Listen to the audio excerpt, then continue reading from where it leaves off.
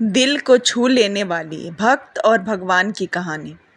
एक कसाई था सदना। वह बहुत ईमानदार था। वो भगवान के नाम का कीर्तन में मस्त रहता था। यहाँ तक कि मांस को काटते बेचते हुए भी वह भगवान का नाम गुनगुनाता रहता था।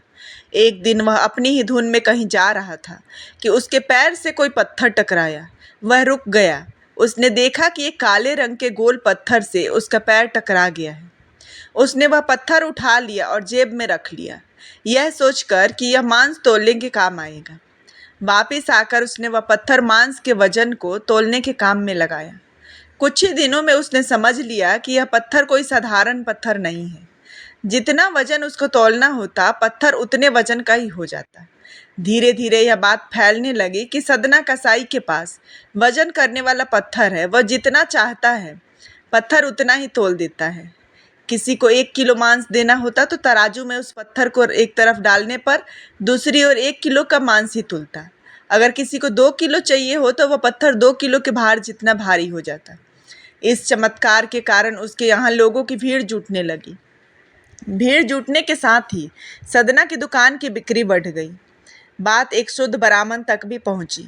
हालांकि वह ऐसी अशुद्ध जगह पर नहीं जाना चाहते थे जहां मांस कटता हो और बिकता हो, किंतु चमत्कारिक पत्थर को देखने की उत्सुकता उसे सदना के दुकान तक खींच लाई। दूर से खड़ा वह सदना कसाई को मीट तोलते देखने लगा। उसने देखा कि कैसे वह पत्थर हर प्रकार के वजन को बराबर तोल रहा था। ध्यान से देखने पर उसके शरीर के रोंगटे खड़े हो गए। भीड़ के छंटने के बाद ब्राह्मण सदना कसाई के पास गया। ब्राह्मण को अपनी दुकान में आया देखकर सदना कसाई प्रसन्न भी हुआ और आश्चर्यचकित भी। बड़ी नम्रता से सदना ने ब्राह्मण को बैठने के लिए स्थान दिया और पूछा कि वह उनकी क्या सेवा कर सकता है। ब्राह्मण बोला कि तुम्हारे इस चमत्कारिक पत्थर को देखने के लिए ही मैं तुम्हारी दुकान पर आया हूँ, या यूं कहें कि ये चमत्कारी पत्थर ही मुझे खींचकर तुम्हारी दुकान पर ले आया है। बातों ही बातों में उन्होंने सदना कसाई को बताया कि जिसे पत्थर समझकर वो मांस तोल रहा है, वास्तव में वह शालिग्राम जी हैं, जो कि भगवान का स्वरूप होता है। शालिग्राम जी को इस तरह गले कटे मांस के बीच में रखना व उनसे मांस तोलना बहुत बड़ा पाप है। सदना बड़ा ही सरल प्रकृति का भक्त था। ब्राह्मण की बात सुनकर उसे लगा कि अनजाने में मैं तो बहुत बड़ा पाप कर रहा हूँ। अन्य विनय करके सदना ने वह शालिग्राम उन ब्राह्मण को दे दिया और कहा कि आप तो ब्राह्मण हैं, अतः आप ही इनकी सेवा परिचर्या करके इन्हें प्रसन्न करें। मेरे योग्य कुछ सेवा हो तो मुझे अवश्य बताएं। ब्राह्मण उस शालिग्राम शिला को बहुत सम्मान से घर ले आए। घर आकर उन्होंने श्री शालिग्राम को स्नान करवाया, पंचामृत से अभिषेक किया और पूजा अर्चना आरंभ कर दी।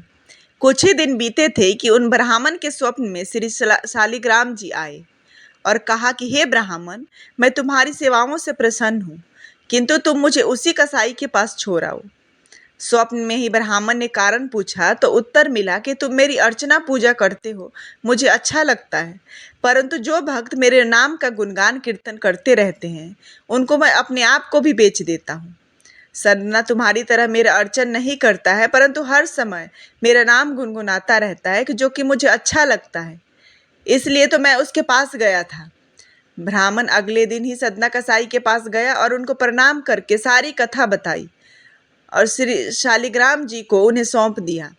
ब्राह्मण की बात सुनकर सदना कसाई की आंखों में आंसू आ गए और मन ही मन उसने मांस बेचने खरीदने के कार्य को तिलांजलि देने की सोची और निश्चय किया कि यदि मेरे ठाकुर जी को कीर्तन पसंद है तो मैं अधिक से अधिक समय नाम कीर्तन ही करूँगा।